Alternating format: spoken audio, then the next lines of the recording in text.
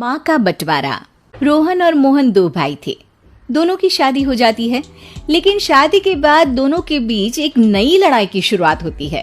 और लड़ाई इस बात की कि माँ को रखेगा कौन। देखो रोहन, इस बार मैंने माँ को पूरे 8 दिन ज्यादा रखा। तुम समझ सकते हो कितनी तकलीफ होती है। कैसे कैसे करके तो मैं घर चला रहा हूँ। अरे वाह भैया वाह, 8 दिन ज्यादा में तो आपका बजट खराब हो गया। याद है 2 साल पहले जब आप दिवाली में अमेरिका गए थे तो मैंने पूरे 17 दिन माँ को एक्स्ट्रा रखा था।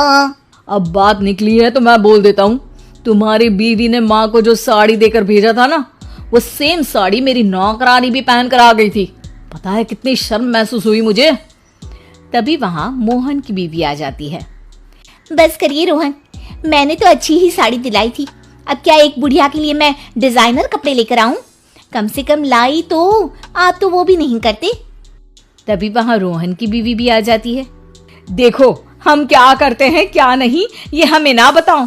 अगर हम गिनाने में आ जाएं कि हम क्या क्या करते हैं ना, तो शर्मिंदा हो जाओगे आप लोग। दूर खड़ी माँ बच्चों के साथ बच्चों की सारी बातें सुन रही होती है।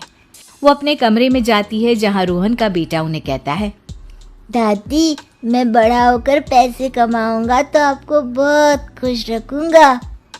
बेटा मैं तब तक रहूं ना रहूं, पर तुम अपने माँ बाप को कभी कोई कमी नहीं होने देना, उनकी हमेशा इज्जत करना। तभी वहां रोहन की बीवी आ जाती है। अरे माँ जी, क्या उठपटांग मेरे बच्चे को सिखा रही हैं?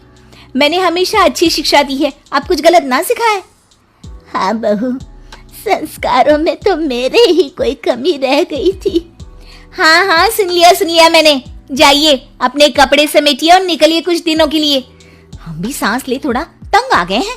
सास बैग लेकर कमरे में जाती है जहाँ उसके दोनों बच्चे होते हैं।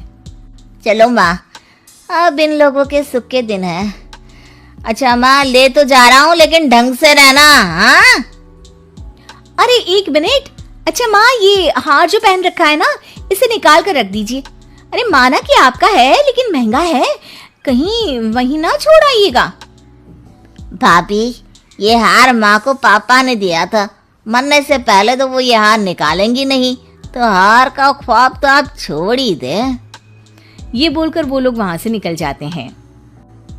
देखो मुझे तो तुम मेरे मायके ही उतार दो, मैं तो इस बुढ़िया के साथ रहने से रही। अरे ये क्या बोल रही हो? माँ सुन रही है ना? सुन रही है तो सुने ना, डर नहीं पड़ा मुझे किसी का। अरे बेटा जरा साइड में रोक ले, न सामने मंदिर दिख रहा है ना, वहाँ भगवान को हाथ जोड़कर आती हूँ। मोहन गाड़ी रोक देता है। माँ उतर जाती है। धीरे धीरे चलते हुए वो उन दोनों से काफी दूर निकल जाती है।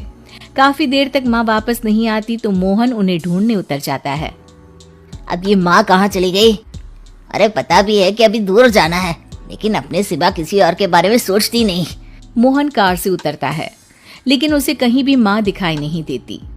अरे माँ कहीं नहीं दिख रही, पता नहीं कहाँ चली गई।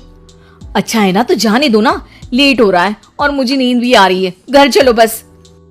दोनों वहां से चले जाते हैं। 2 महीने बाद रोहन मोहन के घर आता है। मोहन, आज माँ को लेने आया हूँ। मैं नहीं चाहता था कि एक भी दिन लेट हो और तू मुझ पर माँ को रखने का एहसान दिखाए। अब लेकिन माँ मेरे पास नहीं है। माँ नहीं है मतलब? वो तो मेरे पास भी नहीं है। कहाँ गई माँ? वाह, कभी माँ की चिंता की? 2 महीने से तो एक फोन भी नहीं किया, आज माँ की टेंशन दिखा रहे हैं आप। मोहन रोहन को सारी बात बता देता है। दोनों भाई साथ बैठ जाते हैं। चलो जो हुआ अच्छा ही हुआ, कम से कम हम शांति से तो जिएंगे। हाँ, अफसोस तो बस उस हार का रह जाएगा जो वो साथ ले गई। उधर माँ शांति से एक वृद्धाश्रम के बेंच में बैठी होती है। गले में हार नहीं होता क्योंकि उसी को बेचकर वृद्धाश्रम का किराया दिया होता है। इस कहानी में किसी को कोई सीख नहीं मिली, ना ही किसी को कोई सबक।